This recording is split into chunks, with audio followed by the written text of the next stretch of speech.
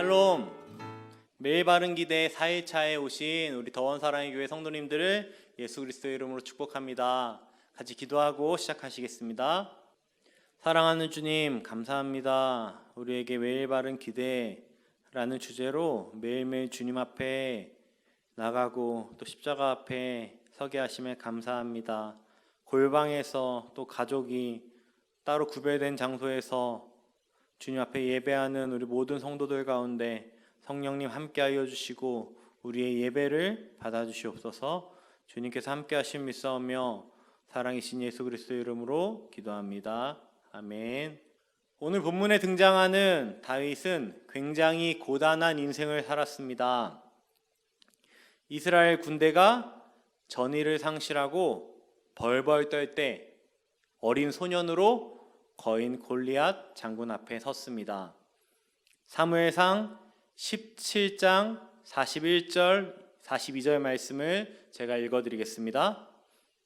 블레셋 사람이 방패든 사람을 앞세우고 다윗에게로 점점 가까이 나아가니라. 그 블레셋 사람이 둘러보다가 다윗을 보고 업신 여기니 이는 그가 젊고 붉고 용모가 아름다움이라. 객관적으로는 도저히 이길 수 없는 상대입니다. 방패 든 사람까지 앞세우는 빈틈없는 모습을 보입니다. 날아오는 화살까지도 용납하지 않겠다는 것입니다. 이스라엘의 모든 용사들이 싸워볼 시도도 하지 못한 채 벌벌 떨고 있습니다. 다윗과 골리앗의 싸움에서 다윗이 이길 거라고 생각하는 이는 아무도 없었습니다. 확률이 0%인 싸움입니다. 희망이라고는 존재하지 않는 승부인 것입니다. 그런데 말씀을 준비하며 17장 본문을 읽으며 제게 한 가지 질문이 생겼습니다. 다윗의 인생에서 정말 가장 두려운 순간은 언제였을까? 저는 적어도 골리앗과의 싸움은 아니었을 것이다 라는 결론을 내렸습니다. 본문 어디에도 다윗이 두려워 벌벌 떠는 모습은 보이지 않습니다.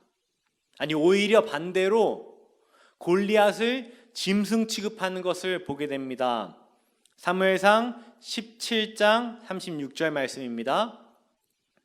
주의 종이 사자와 곰도 쳤은즉 살아계시는 하나님의 군대를 모욕한 이 할례받지 않은 블레셋 사람이리이까 그가 그 짐승의 하나와 같이 되리이다. 골리앗이 무엇입니까? 우리는 골리앗에 대해 약간 왜곡된 이미지가 있을 수 있습니다. 그러나 다윗과 이스라엘 군대에게 골리앗은 어떤 전략으로도 도저히 이길 수 없는, 피할 수도 없는, 극복할 수 없는 삶의 태산과 같은, 삶의 커다란 벽과 같은 문제인 것입니다.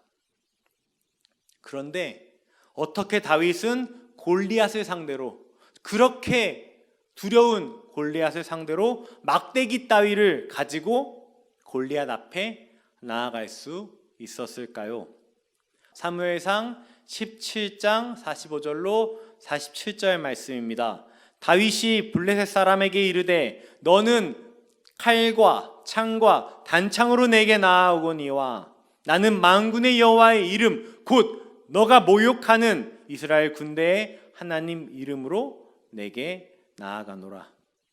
오늘 여호와께서 너를 내 손에 넘기시리니 내가 너를 쳐서 너의 목을 베고 블레셋 군대의 시체를 오늘 공중의 새와 땅의 들짐승에게 주어 온 땅으로 이스라엘의 하나님이 계신 줄 알게 하겠고 또 여호와의 구원하심이 칼과 창에 있지 아니함을 이 무리에게 알게 하리라.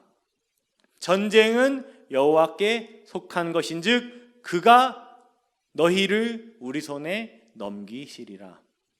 다윗이 뭘 믿고 골리앗 앞에 설 수 있겠습니까? 우리가 뭘 믿고 세상 앞에 설 수 있겠습니까? 실력이요? 세상에 실력 좋은 사람이 넘치고 넘치는 것을 많이 보게 됩니다.